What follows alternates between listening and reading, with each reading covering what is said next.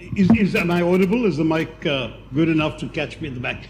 But first of all, thank you, Nandita, for that very sweet introduction. Yes, I've known her since I was about 2.5 years old, so we go back an awful long way. And though spanking hasn't been too often on the agenda, sharp words have. And I do want to say that Nandita has been a very excellent foil, because our views differ on many things, but I have a lot of respect for her scholarship and erudition. And when I wrote my book, Why I'm a Hindu, it was to Nandita I turned to read the manuscript from her perspective. She's also, in fact, I would argue, probably more serious scholar of Hinduism, and her insights and comments, including disagreements, were extremely useful in finalizing that book. On Mr. Sai Deepak, I'm meeting him for the first time, and I'm embarrassed to say that I have not read his book, so he will be speaking about mine, and I will not be able to respond with knowing comments about his. Oh, it was only released last week, so I have a good excuse. Since last week, I have been running around the country on an official tour of the Parliamentary Standing Committee on Information Technology, and we've been in Chennai since last night. In fact, this afternoon, we've just come from an excellent visit to the IIT Madras campus, where they are doing astonishing work on 5G technology with a test bed and evolving a wholly indigenous prototype. So I urge you to look forward to seeing more things coming out of your city that will plunge us into the second decade of actually the third decade of the 21st century, right in front of where things ought to be in the communication space. But anyway, that's one of the reasons why my mind hasn't been on the issues of this book, but rather on the future. But listening to Nandita talking about the book gave me, I think, the perfect launch, because when I wrote The Battle of Belonging, I actually intended initially to start off with a sort of personal meditation on nationalism. Many of you may be familiar with the 20th century's two most famous essays on nationalism, Rabindranath Tagore's towards the end of the First World War, and George Orwell's in the middle of the Second. And both of them were writing at a time when the world seemed to be riven apart by nations fighting each other, and they both wrote about nationalism with a certain degree of hostility, if not disdain. For Tagore, nationalism was a very poor substitute for humanity and for global humanism. For Orwell, nationalism was patriotism gone wrong. That is, that patriotism for him was admirable and nationalism was most emphatically not. I thought it was time to rethink some of these ideas from the perspective of the second decade of the 21st century, and to look back on what we have in many ways learned and seen of nationalism globally since these two very great minds addressed themselves to it, as well as how these ideas have been applied in the Indian context. And in my case, as I began contemplating how I would address it, I realized I'm not Tagore or Orwell. I really need to also dig into the scholarship that exists as a vast literature of scholarly writings, particularly, as Nandita said, by political scientists on the subject. And whereas when Tagore was speaking, as he was at that time in a series of lectures, or Orwell was writing, one could sort of get away with it. And if you want, there's one more in whose company those two belong, and that would be the late 19th century speech turned essay by the French scholar, philosopher, political philosopher Ernest Renan, who talked about what is a nation for the first time in modern terms. And I thought, since so much has happened, I need to see what the scholars are saying. And by the time I'd immersed myself in the scholarship, I thought it was necessary to at least give a summary of what all these very serious thinkers are thinking about before getting into what I wanted to say. So the net result is a somewhat longer book than I had intended to write when I started out. But here's what it tries to do. In the beginning, the first 100 pages or so is essentially a summary of the state of global literature on nationalism and on belonging. In other words, I've taken Tagore, I've taken Orwell, I've taken Renan, I've taken also a lot of the scholars. Benedict Anderson famously said that a nation is an imagined community. Many other scholars that perhaps non-political science buffs may not have heard of.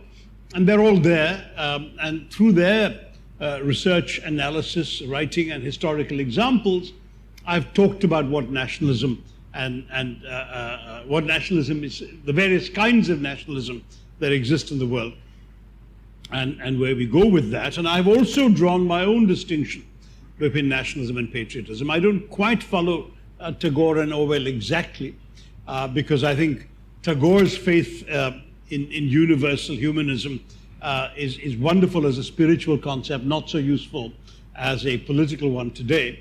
And Orwell's sort of almost visceral hatred of nationalism was very much influenced by what he saw of nationalist movements in Europe in the 20s, 30s, and early 40s, whereas today we see that there can be good things about nationalism as well, in ways that Orwell was not prepared to admit. But I actually valued his distinction between nationalism and patriotism, and I too, building on Orwell, came to the view that there's a very important distinction, which is that patriotism is about love for your country, simply because it belongs to you and you belong to it. The way you love your mother.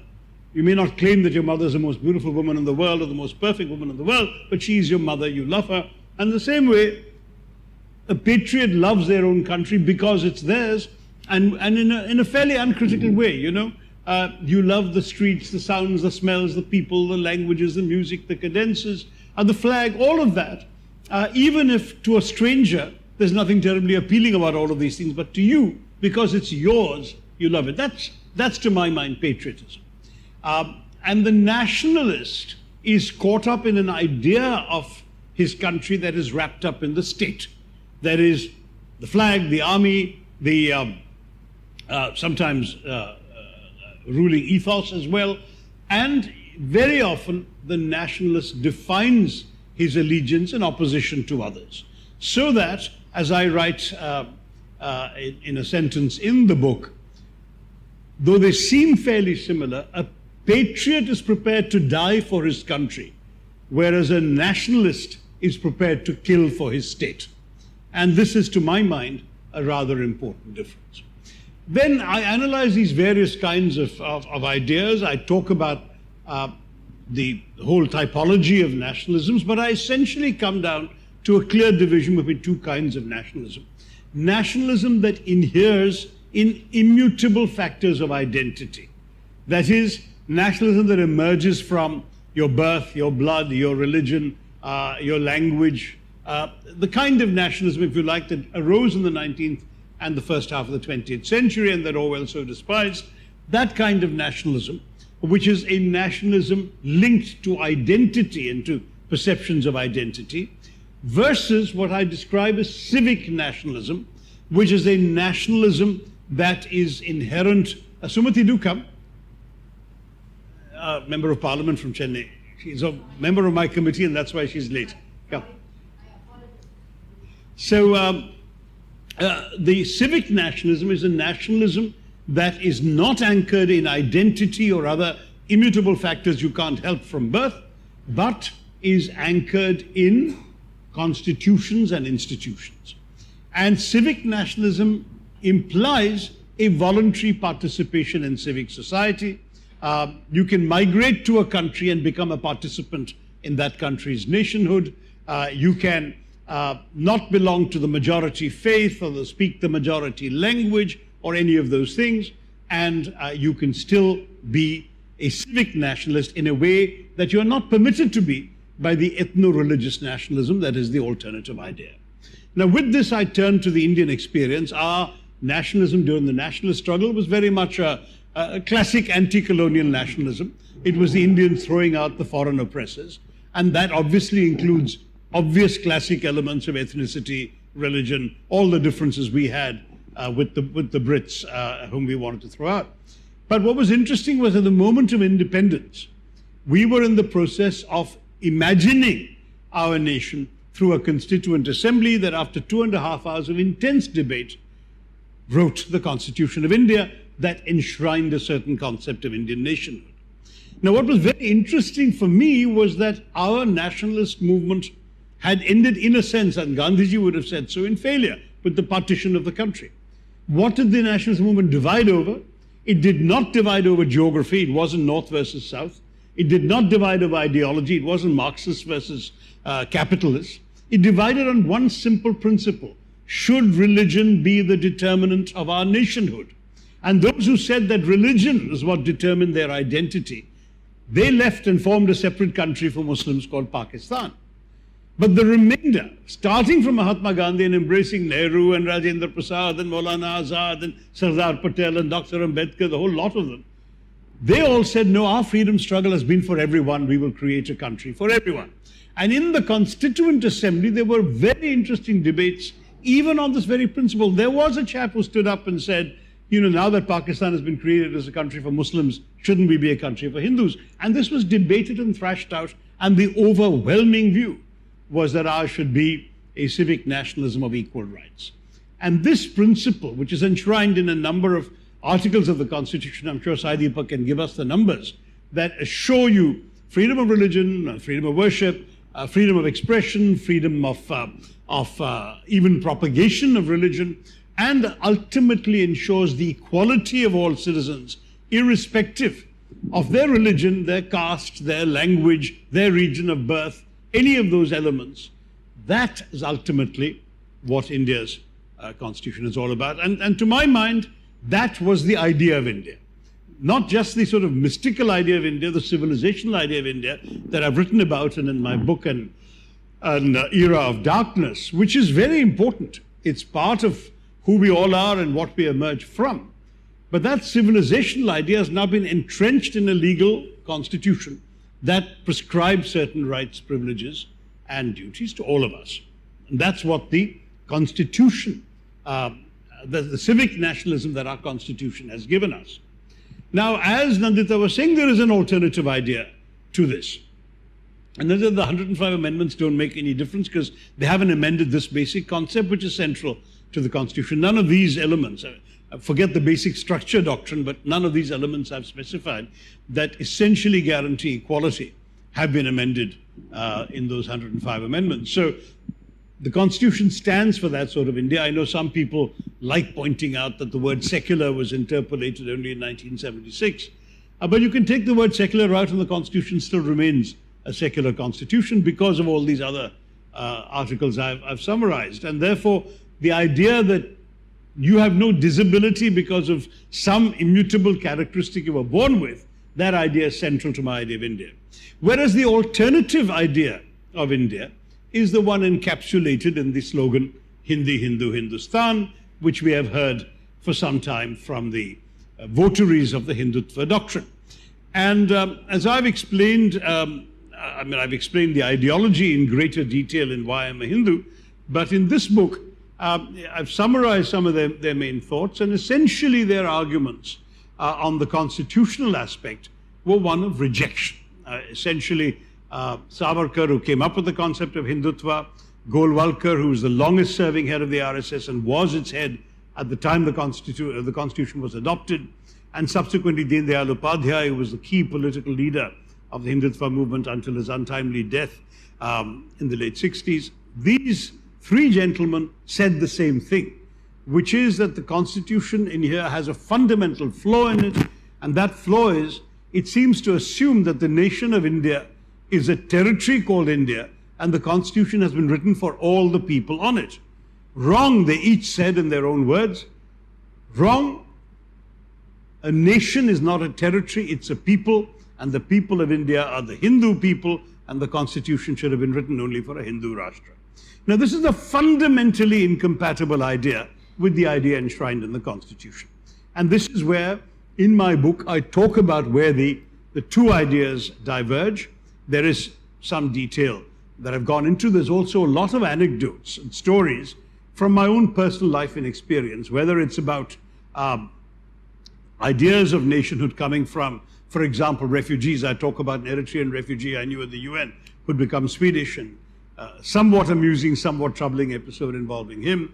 I talk about a couple of non-ethnic Indians I know, as it were, or non-passport Indians who fought to win Indian passports, One just passed away last week, my Australian professor at St. Stephen's College, David Baker, who recounted with some wry amusement how astonished these officials in Delhi were that in those days, in the 60s, 70s, a white man would be busy demanding the right to surrender all the privileges that came with his passport to become a humble Indian at a time when travel was so much more difficult for Indians and so on and so forth. So I talk about why he wanted to be Indian, and I talk a very different story about a gentleman who was the first Pakistani official of the United Nations in 1948, the president of the Students' Union of Lahore University, then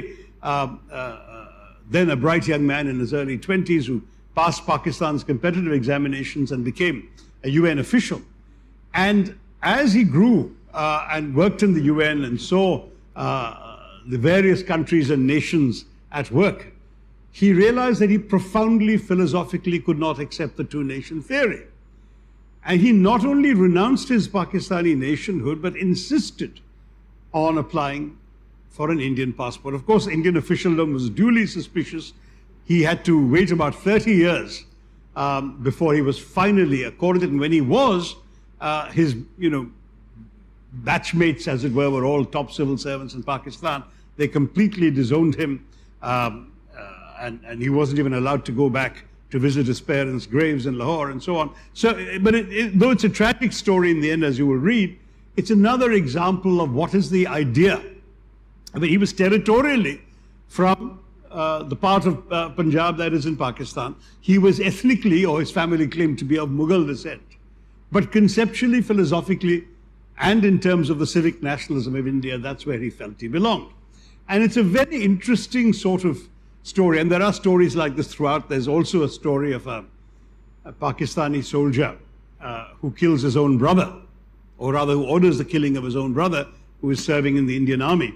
There's a true story from 1965. So if you read the book, you'll see that I do try and explore the issues that I've summarized for you, not just through the prism of theory, but also through anecdotes, stories, and experiences that illuminate the real human dilemmas that lie behind words like nationalism and patriotism and what they mean to all of us. So I'm sorry for this very lengthy answer to Nandita's question, but that's what the book is about. Okay. I think now the discussion begins. So, Sai Deepak, what would you like to say, and what would you like to ask Shashi? Am I audible? Am I audible? Yeah? Yeah, okay. You're holding it, I think, helps. Oh, okay. So, first of all, thank you, Dr. Krishna, for giving me an opportunity to share space with Dr. Tharoor, and congratulations on your book, sir. I've had the opportunity to go through it, at least the important portions of it. And as someone who typically doesn't use a pen to mark on a book, I was forced to do it this time because there are certain aspects that I came across. The one thing that I certainly agree with Dr. Krishna on is that for all practical purposes, my book is perhaps an inadvertent rebuttal of yours. And my book was released on August 13th. Last week was actually the Chennai release, so to speak. And the good thing that I've done, and this is not an attempt at self-edification, is that I have steered clear of all the Hindutva ideologues, so to speak, in building my case, which is that there is no reference to Savarkar whatsoever. There is no reference whatsoever to even Tagore or Gandhi or anybody else for that matter. And let me start with perhaps a factual correction. Kindly indulge me. Hindutva was not coined by Savarkar. Hindutva was coined by Chandranath Boshu in 1892 in his essay on Hindutva specifically. Long before Savarkar actually wrote on the subject, someone had already thought of it and had actually fleshed out its embodiment, so to speak, and Chandranath Boshu. Yes. So Hindutva, unfortunately or fortunately, is attributed to the mind of Savarkar when in fact it's not. So that's the first factual correction. Second, I wouldn't dare use the word criticism because I would be stepping into too large a shoes. I wouldn't do that. But my own impression of your book is that perhaps it takes a truncated view of what people crudely dub as Hindu nationalism. I have addressed certain parts of that actually as part of my book. The idea is to place the current movement and the awakening of this particular society within the larger canvas of what global scholarship refers to as decoloniality, which is to basically say that post-colonial societies are trying to shed the baggage of post-colonialism and wear the lens of decoloniality to be able to re-access their past and not recreate their past, but to re-inscribe certain values of the past in the institutions of the present and hopefully chart a more indigenous future. But it's not possible to completely create an indigenous future simply because it happens to be an integrated world. And that's the reality that you have to deal with and actively engage with. So the idea is to create perhaps a hybrid future which has a greater quotient of indigeneity as opposed to coloniality. Let me say this with as much humility as I can marshal at this point, that perhaps your previous book on the British colonial period, as well as this book, completely missed the scholarship of decoloniality, because unfortunately, Bharat's experience with colonialism is being approached with a blinkered vision, and I'm making a reference to a general school of thought, and I'm not making this personal at all. Because the idea that Hindu nationalism is fundamentally exclusionist and comes to the detriment of and at the peril of religious minorities in this country is to impose the guilt as well as the framework of European nationalism on Bharatiya consciousness.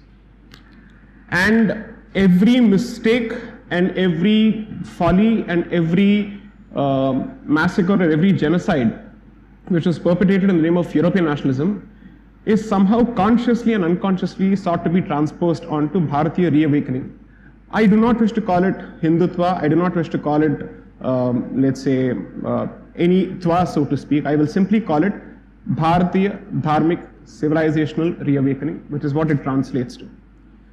The problem is, unfortunately, whenever this discussion starts, we seem to be fixated with certain personalities, which is Savarkar, so on and so forth. I am happy to completely discard Savarkar, and I'm sure this is going to get me a lot of hate mail, completely discard Savarkar to build a case for Hindu civilizationalism or Dharmic civilizationalism, because it is possible to do so. And the concept of Dharmic civilizationalism is much larger than any single individual.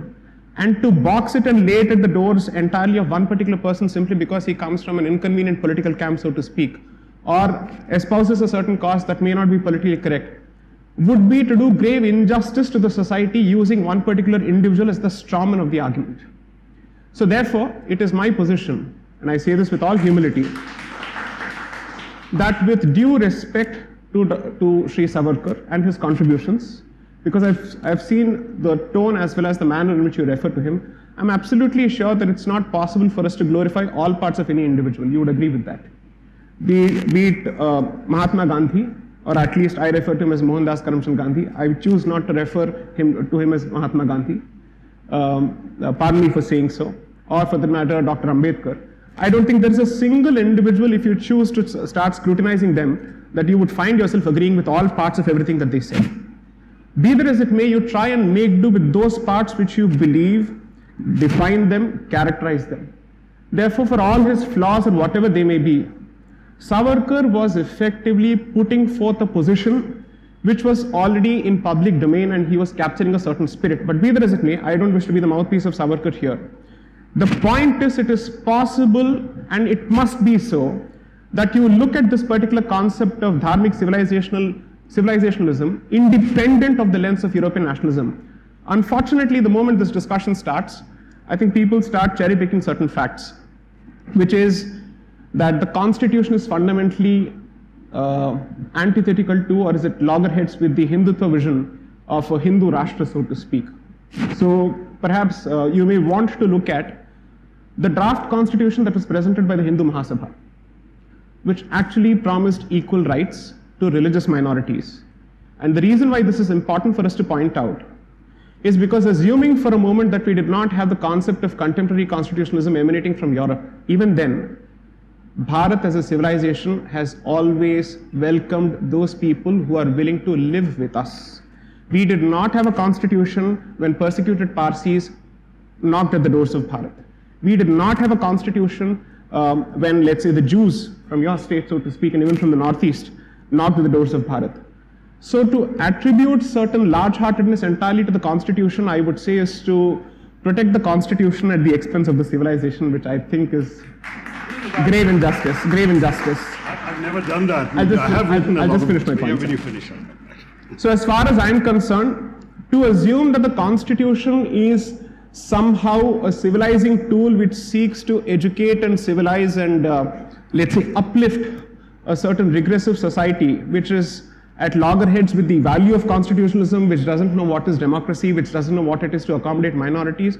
No. It is a product of the fundamental spirit of this particular land. And despite the horrors of partition, which we must never forget, despite the reality and tragedy of partition, which we must never forget, despite the reality of the two-nation theory, which was specifically foisted on us, which we must never forget, I think this country has done a vastly superior job of protecting its minorities than our former, let's say, estranged cousins, so to speak. And I think the proof of that lies in the fact. So it actually is very, very surprising when we are constantly told that this particular country, if it becomes a Hindu Rashtra, or if it becomes a Dharmic civilizational state, so to speak, is bound to become what you refer to in your book as the Hindu Pakistan. I'm sorry, I think that's grave injustice to the people of this country, because accommodation is something, an accommodation, not Western style assimilation. Accommodation has been the spirit of this country, because Western style assimilation requires you to convert to their way of life in one form or the other, either overtly or covertly, in order for you to be accepted as part of the particular society. It is this country that makes it possible for people to keep their culture alive in the most perhaps pristine form possible, so long as it does not come in the way of others. So I would actually make the case that Dharmic civilizationalism is what is crudely dubbed as Hindu nationalism. And as a student of constitutional law, not to claim specific expertise or drop names here, I believe that whenever public morality has been referred to in the Constituent Assembly debates, the reference has been to the reservoir of this country's public morality drawn from the vast ocean of dharma. And as far as I understand, the concept of dharma is native to this particular land, so to speak, and its culture. And there is one clarification or correction that I think is very, very important, that it's possible to simply reduce the so-called Indic reawakening, so to speak, as identity politics. It's possible to muddle it to the level of identity politics. In my humble opinion, that would be perhaps the most superficial way of looking at it. Because scholarship, psychology, political science, as well as students of history strike a very clear distinction between identity and consciousness, which is to say you can be a Hindu in name and still think like a foreigner, because your language and your accent and everything could be something that is completely alien to this land. So according to me, identity is less important and consciousness is more important, which is why if I had to choose between an Aurangzeb and Dara Shikoh, I would choose a Dara Shikoh simply because in consciousness, he was closer to the Hindu spirit, notwithstanding his identity. But Aurangzeb, for all practical purposes, his consciousness and identity were one and the same, and completely antithetical to the nature of this land and its accommodative spirit. So that is the distinction. And the third point that I think needs to be made very, very clearly, because Savarkar's work, whether it is capable of being misinterpreted, misconstrued, or interpreted in the right manner, is not the touchstone of Indic Renaissance, because it is the typical strawman. One of the strawmans that's created is to basically say Hindutva is ethnocentric, it has a certain obsession with race, and therefore in its rejection of religious minorities, it is merely presenting another form of xenophobia.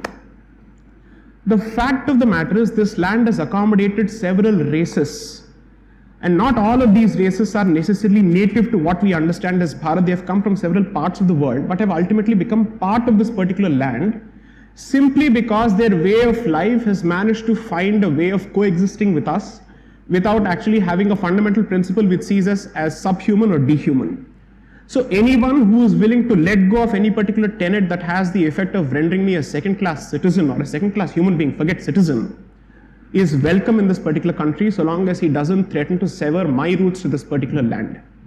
So the idea which I'm trying to present is that Dharmic civilizational reawakening is not a restatement or a sophisticated way of presenting xenophobia or ethnocentrism, because ethnocentrism and xenophobia are the legacies of European-style nationalism, not Bharatiyata, so to speak. We have to be understood in terms of our ontology, epistemology, and theology in that particular order, not in terms of anthropology. Anthropology is the obsession of the European Westerner, not of Bharatiyas. These clarifications are extremely important. I'll wait for his rebuttal and then I'll go to the next point. Shall I? Well, in all fairness, I think you've said some very interesting things, some very provocative, but some that I don't disagree with. And what worries me is that you choose to criticize me on the basis of setting up a straw man of things I haven't said. I've written rather extensively on something. I think I first wrote about Dharma in the Great Indian Novel 40 years ago. And so it's not as if, 32 years ago. And so it's not as if these are not issues I've thought about. I have no difficulty with the notion of the Dharmic civilizational roots of our culture and of our country, but I would rather follow the Vivekanand view of what Hinduism is all about, as I have explained at some length in the book Why I'm a Hindu, rather than the view that has been encapsulated by Savarkar and his followers, including those who are today in power and who have put Savarkar's portrait in Parliament and hailed him as one of the great icons of Indian nationalism. And the reason is that Vivekananda is very clear. He was extremely proud of his Hinduism. But what was he proud of? He celebrated precisely the inclusiveness of the faith. He said, for example, in Chicago, in that famous series of addresses to the World Parliament of Religions in 1893, he said, "I'm proud to speak to you on behalf of a faith that has taught the world not just tolerance, but acceptance." It's a sentence I read in my teens and that stayed with me all my life, that I kept thinking about. And the more I thought about it, the more profound it struck me as being, because I went to school like most of us studying that tolerance was a good thing, that tolerance was something that you would, a tolerant king is a good king and so on. You learned that in history class. But in fact, tolerance is a basically patronizing idea. It essentially says, I have the truth, you are in error, but I will generously indulge you in your right to be wrong. That's all that tolerance says. Whereas acceptance, if you like, the Vivekanand view, says, I believe I have the truth, you believe you have the truth, I will respect your truth, please respect my truth. And this, his description of what Hindu civilization and religion and dharma has taught him, is very much what it has taught me. And from that premise, then, I go to a very different conclusion from Sai Deepak's comments. I don't believe that a young Muslim boy being beaten up in the name of love jihad because he loves a Hindu girl is dharmic. I don't believe that a Dalit or three Dalits being whipped within an inch of their life with a belt because they were doing their job of skinning the carcass of a dead cow is dharmic. I don't believe that this poor young fellow, 2 days after his wedding in Bihar, being tied to a tree and essentially flogged to death while being demanded to chant Jai Shri Ram, I don't think that's dharmic. So when we talk in terms of inclusive dharmic civilization, then all I can say is that those forces that have been unleashed in our country in the name of this political philosophy, whatever you call it and whenever it originated, they unfortunately do not represent the virtues of our dharmic civilization as I have learned them from Vivekananda and from many others. I mean, he wasn't alone, and there were many, many interesting exponents of the faith in contemporary times who built on the work of great thinkers and sayers and scholars. Vivekananda is in a direct line of descent from Adi Shankara. Others have been inspired by many others in the Bhakti movement and so on. So we can go into a detailed discussion, but that's another book. And if you're interested, please read my book, The Hindu Way, or if you're interested in the politics of Hinduism versus Hindutva philosophically, then please read Why I'm a Hindu. But having said all of that, let me come back to this book, which is what I was here to talk to you about. This book does not, in fact, as Sai Deepak seemed to allege, imply that the Constitution is all that we are, or that our civilization has reached its apogee in the Constitution. It's a pretty fine Constitution, highly admired by constitutionalists around the world, but obviously it is the end product of an entire historical evolution. And in our case for millennia, I've forgotten in which book, but I have written that, whereas the Italian nationalist Massimo Tapparelli d'Azeglio in the 19th century, when Italy was created out of a mosaic of principalities and statelets, rather famously said, "We have created Italy, now all we need to do is create Italians." And I wrote that we never had an equivalent of such a thought in India's nationalism, because Nehru and all the others around them, if asked, would have said, India as a civilization, as an entity, as a land, as an idea, has always existed. We are merely giving contemporary expression to the longings of Indians. So there's never any need to create Indians. Indians existed. And in fact, in talking about it, I have argued in many of my writings, and it may even be in this book, that this is not particularly a Hindu idea, though I have great reverence for Adharma, because in fact, whereas as scholars like Diana Eck and so on have said that the territorial configuration of India was essentially sanctified by the endless tracts of pilgrimage from one Hindu shrine to another over literally centuries or even thousands of years, and that's perfectly fine. It's also true that the rest of the world saw us as one, and that, as Maulana Azad pointed out, an Indian Muslim going on the Hajj would be greeted by Arabs, whether he was a Tamil Muslim or a Pathan from the northwest, be greeted as a Hindi, because there was this notion of India or Hind as one coherent civilizational space.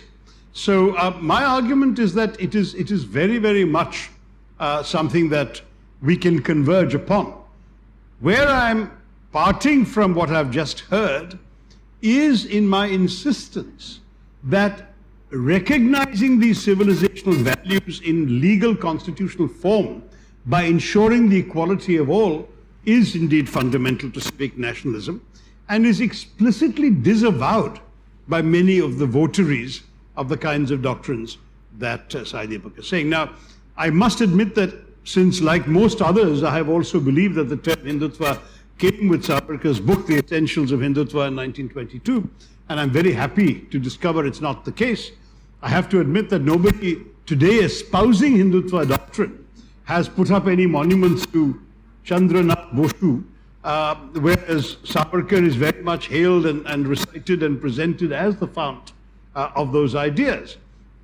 And the worry about, of course, Savarkar writing is that he was writing very much at a time when very similar ideas were flourishing in Europe, particularly Italy, Germany, and Portugal and Spain at that time were caught up in very similar notions of ethnic nationalism. And it was no accident that Savarkar described Hindus as a race. He did not use the word religion, he used race because he was writing at a period when these ideas of racial purity were sweeping across Europe at the same time. So that, to my mind, discredited much of the origins of his ideas. But now that Sai Deepak tells me there's somebody else who has had a different understanding of Hindutva in the 1890s, I would be very happy to read him. If, on the other hand, if he has echoed a sort of Hindu-ness, a Hindutva, that speaks to the kind of Hinduism that Swami Vivekanand celebrated, then I have no quarrel with him, whereas I do have a strong quarrel with Savarkar as judged by his writings as well as by the content of his later political life. I think I'll leave the key disagreement to that, because I think that's where Sai Deepak has anchored his arguments, but I see he has taken some notes, so I look forward to hearing his counter thrust and to responding to it. So, in the interest of time, am I audible? Yes. In the interest of time, I will stick to specific points made by Dr. Tharoor. First is that he believes that the Hindutva that he subscribes to, or the Hinduness that he subscribes to, is that of Swami Vivekananda. I'm actually happy you said that. because while Swami Vivekananda was happy to speak of universalism and universal brotherhood from the podium of the Parliament of Religions in Chicago, he was very, very clear that universalism cannot come at the expense of pixelation of history, and certainly specific disagreements, theological disagreements, which resulted in constant practice of exactly this value called toleration, this civilizing, condescending virtue called toleration, which was resulting in the proselytization of Indians en masse.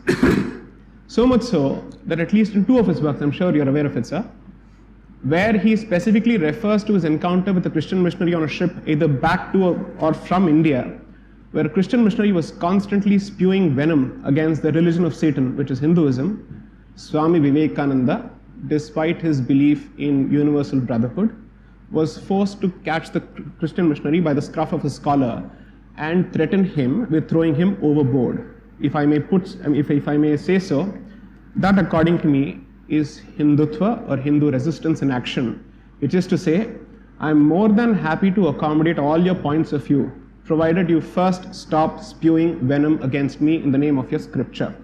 So the very same Swami Vivekananda, I'm so happy that you've actually cited him, also went on to identify in, let's say, book after book after book, in fact in several tomes, the history of invasions from the 8th century, at least until the 16th century.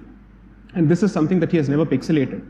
So the great thing about these stalwarts or civilizational icons is that they were very clear that there is no inconsistency between recognition of the universal character of dharma and what dharmic communities and civilizations have been subjected to in the name of vidharma. Let's not call it adharma, let's call it vidharma.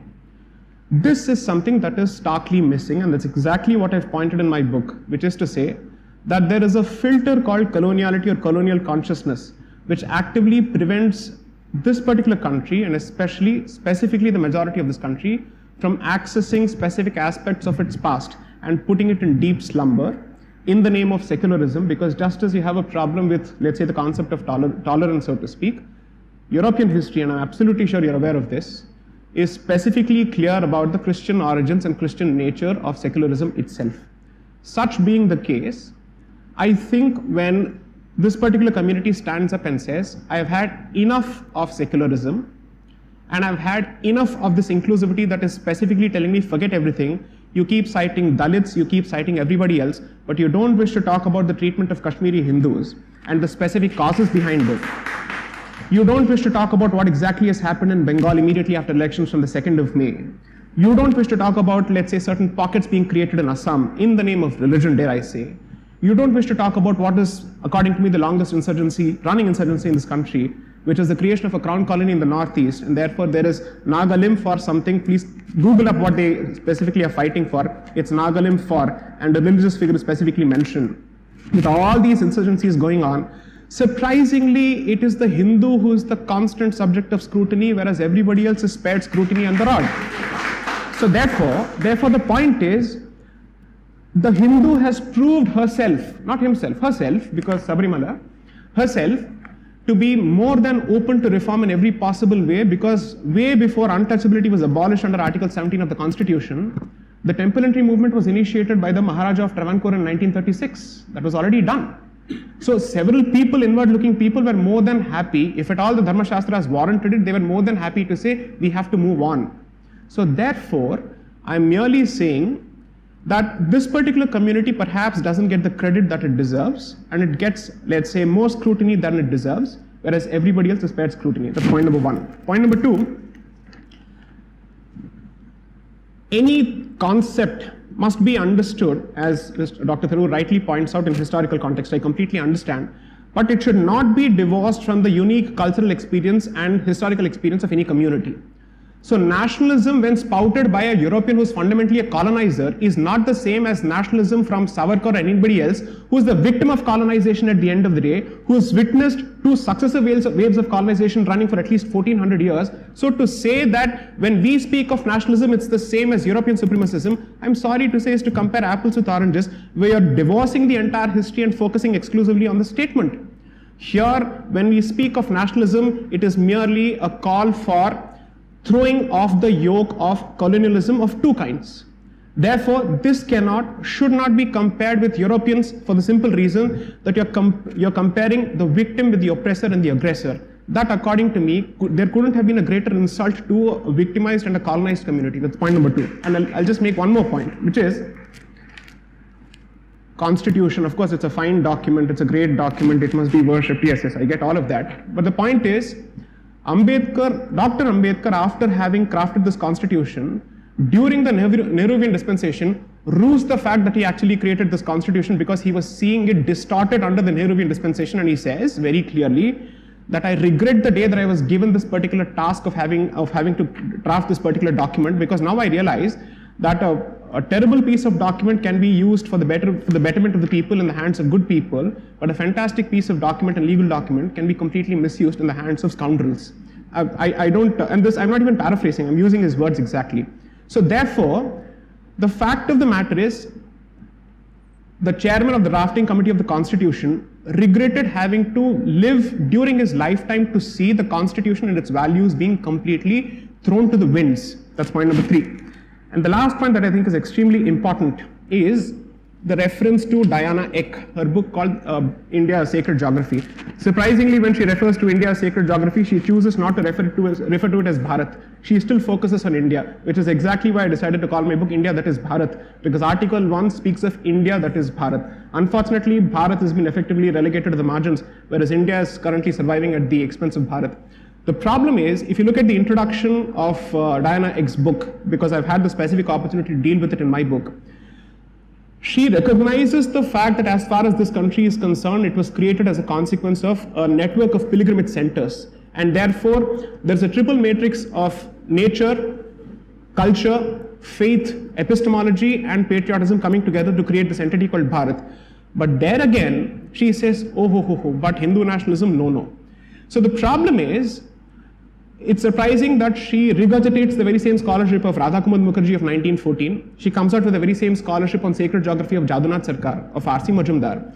But we are more than happy to cite a foreign scholar by the name Diana Eck as opposed to Radhakumar Mukherjee, Jadunath Sarkar, or R.C. Majumdar, which, according to me, is proof of coloniality or colonial consciousness, so to speak, that we still seek the validation of someone sitting in Harvard. So it has to be someone of Indian origin educated abroad, or it has to be preferably a Westerner who's educated abroad, all of them telling us, of course you're great, you have our validation, you have our blessings. So that's exactly why I said, perhaps we should have, let's say, a face-off as far as India, that is Bharat, and the Battle of Belonging is concerned, simply because Diana Eck represents everything that is wrong with Western academia. She, according to me, represents what's happening on the September 11th, which is dismantling Global Hindutva Conference. We are not discussing Diana. I'll leave that. Let me quickly, right. but very briefly, just touch on these 3-4 points.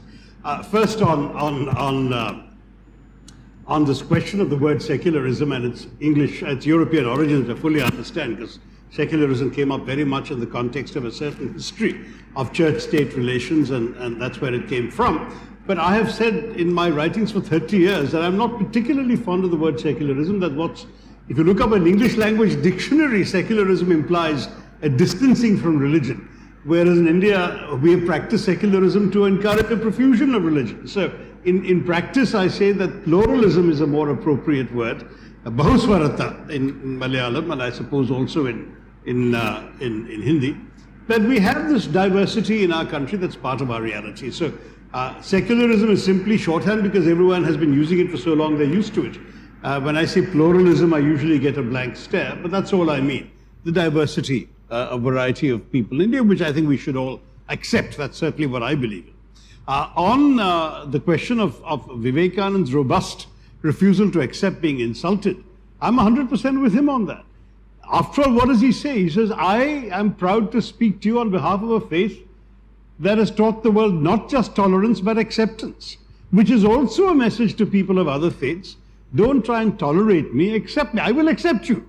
I will accept that you're Jehovah, you're Ahura Mazda, your prophet, Yahweh, or anybody is, as far as I'm concerned, as valid a way of imagining the divine as mine is. He loved quoting the Shiva Mahimna Stotram, which essentially says that as various rivers, some crooked, some straight, flow down various mountainsides and end up in the same sea, so also all ways of worship will end up at the same divine. That fundamental idea that Vivekanand made, I would argue, the bedrock of his preaching, and I'm proud to say I've probably read every word the man ever spoke in print, that appeared in print, including obscure speeches in Lahore and here and there. He was a the great advantage for me was that, of course, Vivekanand did the bulk of his preaching and writing in English, and therefore I didn't feel I was reading his ideas mediated through a translator, and that made it all the more interesting. But in any case, his ideas were very, very clear, and I have no problem with standing totally and resolutely behind my support for him, because he was not an unself-critical Hindu. Unlike these gentlemen of the day today, or not so gentlemen, who are, in my view, giving my Hinduism and Vivekanand's Hinduism a bad name through their conduct. He was somebody who, I mean, for example, he once said, it may astonish you today, 120 years later, he said, I've been wandering through the villages of India as a sadhu seeking alms, but how much better it would be if people like me, if other sadhus would go from village to village teaching science and mathematics. It's so much more useful for India than the spiritual quest in which we're embarked. This is Vivekananda. And I think sometimes we don't recognize that there's been this very healthy reformist inquiring quest within those who are amongst the greatest votaries of Hinduism. So an uncritical defense of every kind of bad behavior that is currently being taken out in the name of Hindutva, and particularly the whataboutery that says we have done bad things, but those guys have also done bad things, to my mind is not the idea. As far as I'm concerned, our duty as Indians is to reform ourselves. And if you want to really bring it down to religion, then as a Hindu, I believe that I would have every entitlement to judge my fellow Hindus when they fall short of the dharmic standards that I've been brought up with. But it's not my place to tell a Muslim how to be a good Muslim or a Christian how to be a good Christian.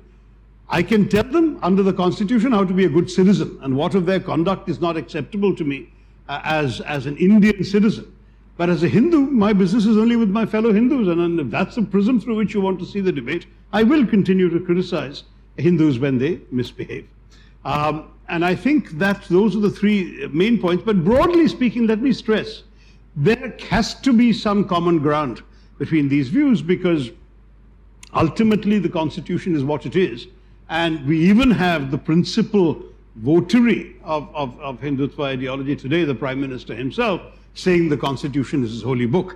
So there is a level of acceptance. I've actually asked Mr. Mohan Bhagwat whether he stood by his predecessor's rejection of the Constitution. And he said, look, those were the days when the Constitution was being debated by everybody. I'm not bound by what was said in the 1950s. And if that's truly where he stands, I respect him for that. And he says, okay, he will, his movement will work within the parameters of our Constitution. That's already a very useful meeting ground and a very useful basis on which the government and the opposition should be able to proceed.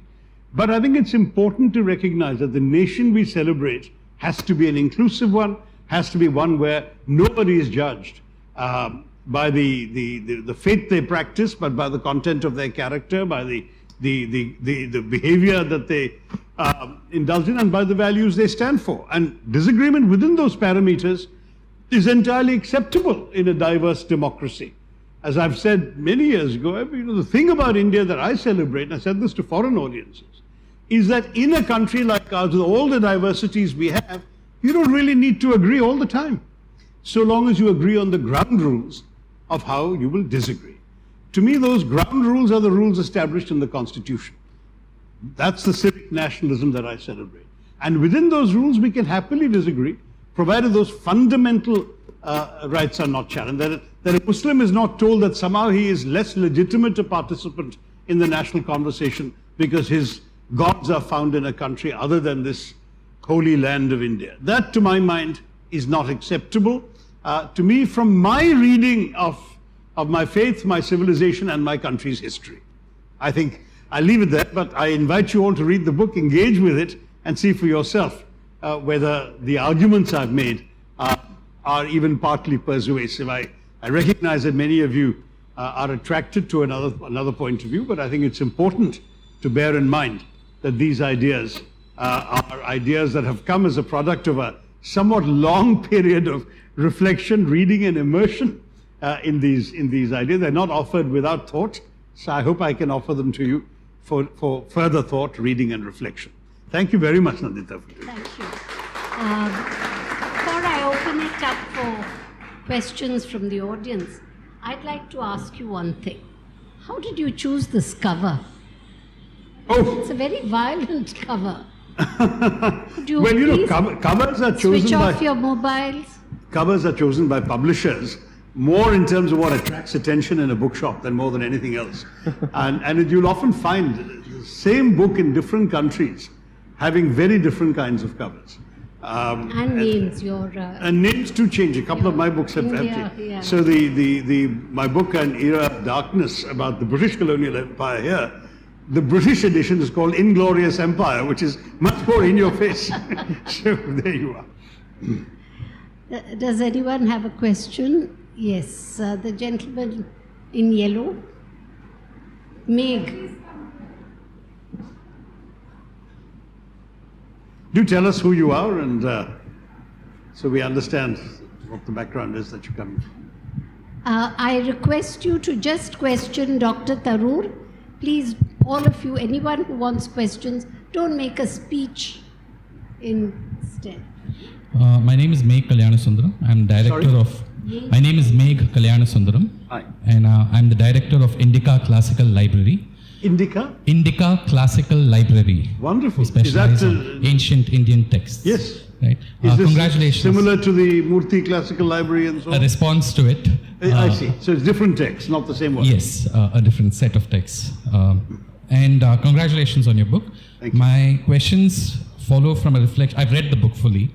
It follows from a reflection of section 27 in the book, which is got to do with Kashmir. Mm-hmm. I have a printout of the political map of India, 10th edition, which was published in 2020 and which is on the Survey of India. And the Constitution 51 AC reads, and I quote, "It shall be the duty of every citizen of India to uphold and protect the sovereignty, unity, and integrity of India." So my question is, do you endorse the political map of India published in 2020 unequivocally? Do you, pursuant to Article 51 AC, consider it as part of your civic nationalist duty, to use your terminology? Very much. So this is the chapter on Kashmir that Correct. Mr. Kalyansundaram is referring to, Jammu and Kashmir. Right. And let's face it, if I respect the Constitution, I have to accept the decisions taken by procedures enshrined in the Constitution. As a Democrat, I am entirely entitled to criticize the way in which certain things were done. I have said so in Parliament, and I stand by my words then, and indeed much of what I've said in Parliament is reflected in this chapter, which is that I thought it was a very unworthy sleight of hand by which the constitutional provisions, the letter of the constitutional provisions was followed, but not their spirit. In other words, whereas to amend Article 370, you needed the consent of the state of Kashmir, which is normally a consent given by the elected Legislative Assembly of Kashmir. You sought that consent when the legislature is suspended and the governor you have appointed gives you consent on behalf of Kashmir. That is arguably within the letter of the law, but definitely no one will agree that it is within the spirit of the law. And so on and so forth. In fact, one of my concerns that many Tamil friends have expressed is that the sleight of hand we saw there could be applied to any state of India. Strictly speaking, all you need to do is declare President's rule, kick out the elected assembly even for say 3 months, and then change any sort of provisions relating to that state under the same techniques used to get rid of Article 370. But as for Article 370 itself, I said at the time, and I stand by it, that even those who came up with the provision, including Jawaharlal Nehru, never implied it was a permanent provision. In fact, they specifically listed it as a temporary provision of the Constitution. But the idea was that it would be changed only with the consent of the Kashmiri people as manifested through the elected assembly. And instead we have changed it essentially by unilateral fiat, while I concede holding to the letter of the Constitution. But I've been to Kashmir as recently as a few days ago. I've had a number of conversations with people there. And I think it's time for all of us to move on from that debate now. I mean, I've said what I had to say, and I said it at the time in Parliament, which is my job as an MP. But today, I would be much more inclined to focus on integrating the Kashmiri people, their hearts and minds better into that territorial map you're so proud of. Because honestly, that is what I think is the larger priority. If we want to celebrate our democracy and our unity, that's where we should focus our energies. I had a good conversation with the Lieutenant Governor. I think he's got very clear ideas and is very much hands-on. A lot of things are happening. I hope we'll see elections as well and restoration of elected government. And that the statehood that they're entitled to. I mean, one Kashmiri popular politician said to me, I want the same statehood as Kerala, not the same statehood as Delhi.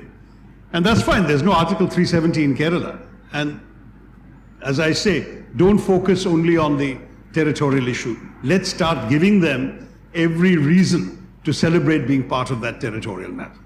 Great. So I take it that you endorse the map completely. Yeah. I mean, it's been passed by the parliament, signed by the president. It's now part of the constitution the way it is. Thank you. Thank you, Dr. Tharoor. But again, don't forget that even the Home Minister said the union territory status is not meant to be permanent. Yes, so that's part of that absolutely. map, but it's not meant to be permanent, and I will continue advocating restoration of statehood. Correct. That's okay. Thank you.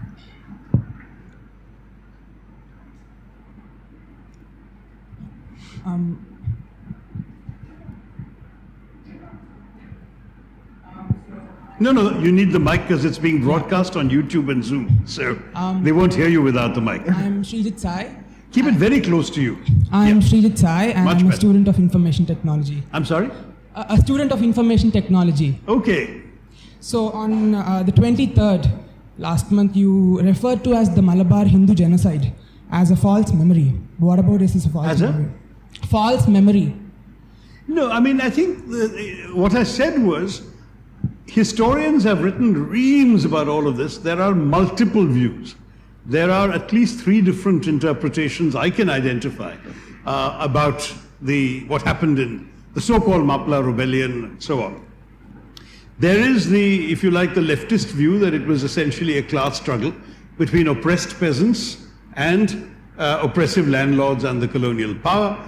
It so happened that the oppressed peasants were overwhelmingly Muslim and the oppressive landlords overwhelmingly Hindu, and that's why the communal coloring. That's one view.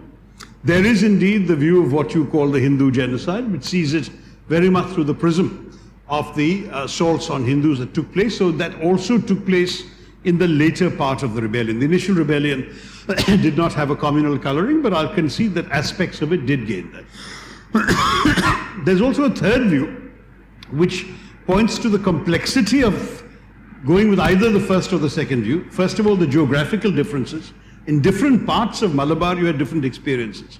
There are anecdotes after anecdotes of Muslims sheltering Hindus and Hindus sheltering Muslims and so on. It was not a straightforward, as we've seen, frankly, in the riots that sadly have benighted our country even in the last 30 years.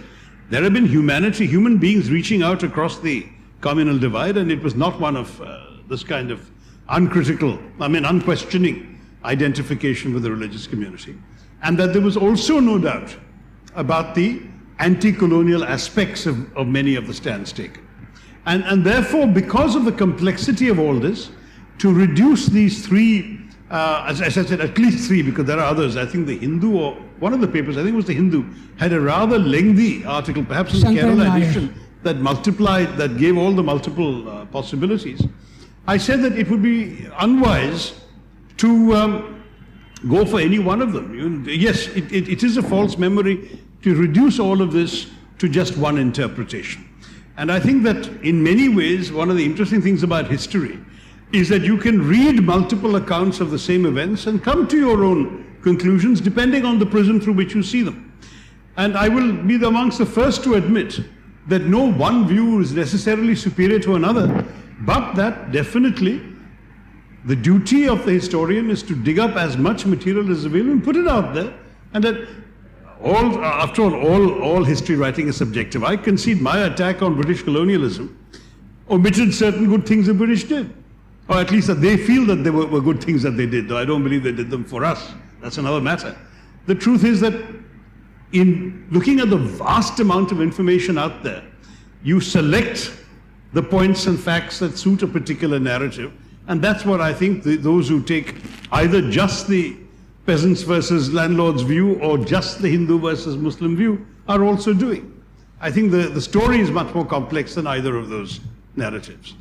I respectfully disagree with you, but... Yeah, sure. But that's the point about history. We can disagree. And you can give me footnoted facts for your interpretation, and I can find the same for you. On this question, I'd like to weigh in. It's important because I would not be doing justice to my own position on this particular subject if I didn't speak up on the subject. Be it in journalism or history, I think it is currently boxed by the tyranny of what I call forced symmetry and balance, which is to say that you throw up three different views and say all of them are equally valid, and therefore you must leave it to people to choose which of these is most comfortable to their position, as opposed to focusing on the more objective aspects of history which are demonstrable through clear evidence and facts. How do you judge whether an incident has a communal, let's say, flavor to it, or let's say a communal tinge to it or not, is not just on the basis of who was killed and who are the perpetrators, but on the basis of stated goals and intentions. Let us not forget that as far as that movement is concerned, the larger goal was to actually express solidarity with the establishment of the Ottoman Caliphate, so to speak, and to say that the dismantling of that particular caliphate is an attack on Islam, so to speak. Therefore, to say that this was a peasant rebellion, 20 years down the line we'll have the very same historians saying that because most of the best houses in Kashmir were owned by Kashmiri Hindus, what happened there was again a rebellion of the proletariat, so to speak. That's what we'll be told next. In fact, that theory has already started, that the problem that most of the people had there was because of the affluence of Kashmiri Hindus. Therefore, what happened there was the same thing. We have another line of history basically saying that the person who demolished Somnath 12 times was doing this to effectively free the people from the oppression of the Brahmin there. Even that history has started. So therefore, I'm sorry to say this can't be accepted, because the fact of the matter is there is a clear solidarity with a movement which is Islamic in nature. Second, you see both the Hindu landlords as well as the British colonial masters, so to speak, as co-conspirators who are holding on to lands belonging to a particular religion. Clearly, the communal flavor of that particular entire movement is out in the open. There is really nothing to judge after that. The fact that a few people who were killed also belonged to the same religion of the perpetrators doesn't change the fact that the intentions were clearly communal in nature. Most importantly, it is to the credit of a lot of people who must have sheltered Hindus, no doubt. But let us not obfuscate and indulge in obfuscation when we say that the intention behind the, or let's say the trigger behind the movement was manifestly, avowedly, irrefutably and undoubtedly communal in nature. That is something that must be accepted, because otherwise we will start laying the groundwork for, let's say, for apology for everything that has happened in this country. I mean, if we are absolutely clear about what happened in 2002 in another part of the country, giving it a religious flavor, why is it that we are so hell-bent on whitewashing everything else? I think the only competitor here, I'm sorry, the only competitor here is Asian Paints or Nero, like they're doing a better job of whitewashing facts. This incident is not even mentioned in this book, so this honestly has nothing to do with the book launch we're doing today. But I should mention that there was a khilafat movement which the mainstream political parties, including the nationalist movement under Mahatma Gandhi, had endorsed. And it took various forms throughout the country, mostly peaceful, and in some places the movement descended into violence, number one. But the khilafat movement was not purely a Muslim movement, because non-Muslims were officially identified with supporting it, starting with Mahatma Gandhi and the Indian National Congress of the day. Secondly, if you read, for example, there's a letter published in the Hindu in Madras by the man whom the Hindutva movement today loves to demonize, Varim Kunat Muhammad Haji, who was the man who was then finally caught, arrested and executed by the British. And who is demonized today as this communal slayer, and who in his lifetime wrote to the Hindu and insisted they publish it and threatened the Hindu with violence if they didn't publish it, saying that as far as he was concerned, there was nothing communal about agitation, there were Hindus fighting on his side, and that people of any faith would be welcome to take refuge in his lands, which at that point were not under British control, and that he was essentially there to fight against colonial oppression. Now, when there are contemporary documents speaking to a different interpretation of somebody's view, this chap, this poor fellow, the Indian Council of Historical Research, has decided to strike his name from the list of martyrs of British colonialism in which he has appeared for decades, because suddenly he is being demonized as communal.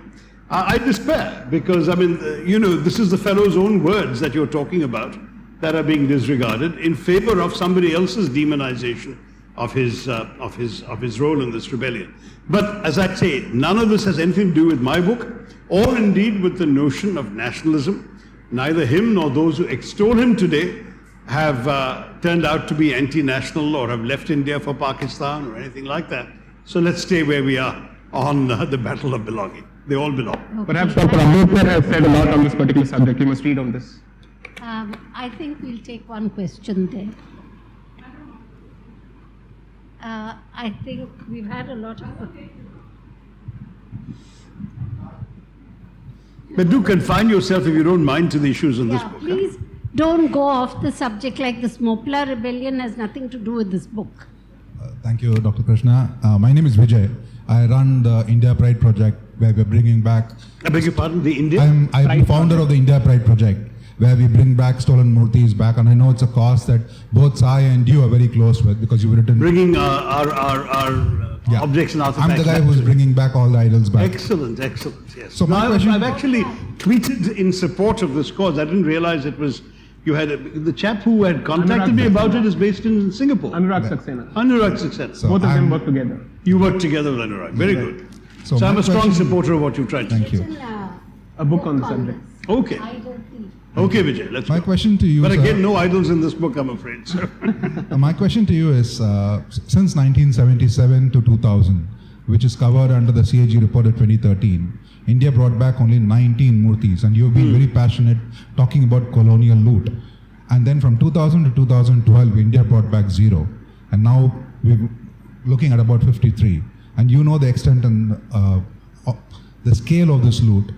And since you so passionately believe in this cause, why do you think nothing was done for the last 40 years on this in terms of legislation, in terms of effort? Not just talking about colonial loot, but also contemporary stealing of our Murtis.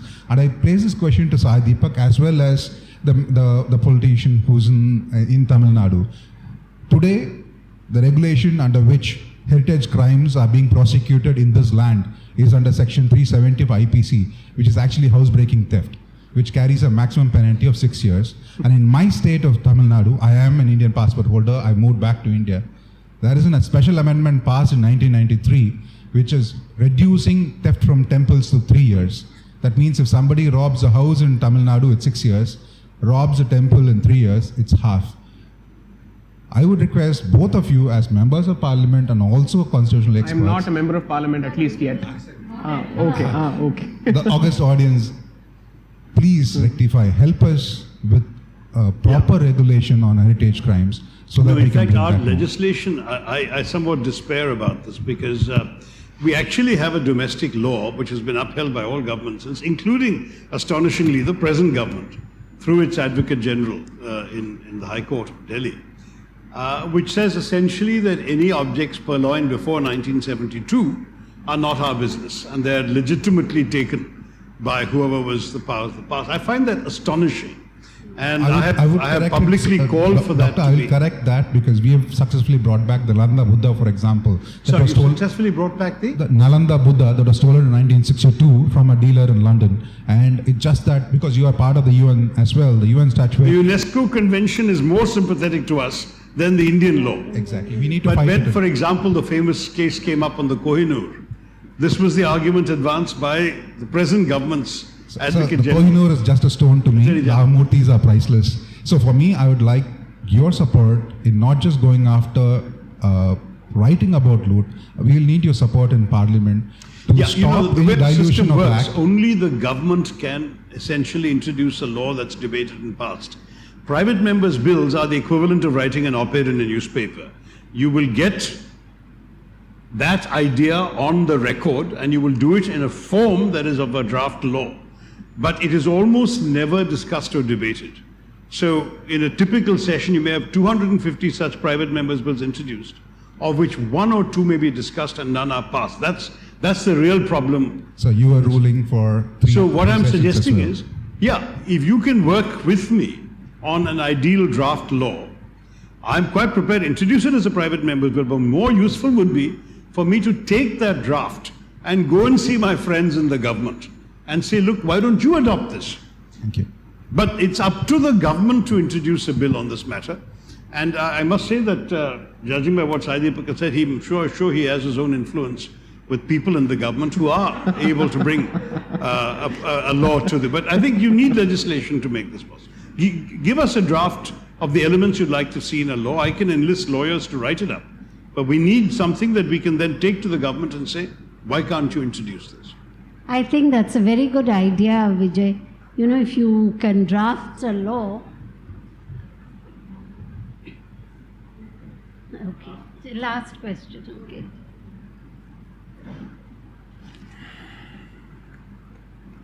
There are a lot of people waiting for him to sign his book. I am named Ravi K. Vallat. I am a human being. That's it. I just want one question. A young author is trying to, or rather got a lot of brownie points.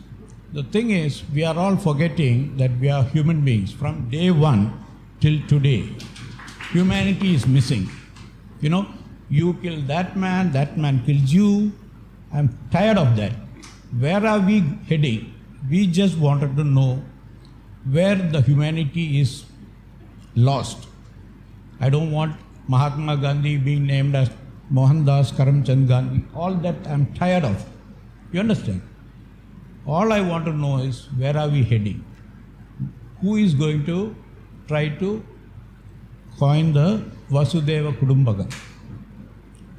It's missing. You know, we are fighting for and against. Thank you. Thank I would you like very to get much, a sir. detailed answer. And I also belong to Palakkad, Alattur. I would like to meet you personally after this meeting. Sure, we'll signing books. Thank you.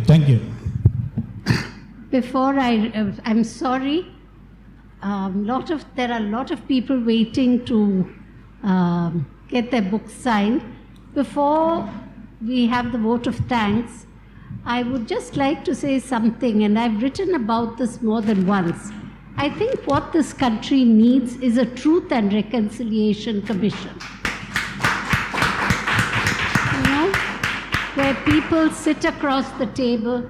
I tell you what's my problem with you. You tell me what's your problem with me.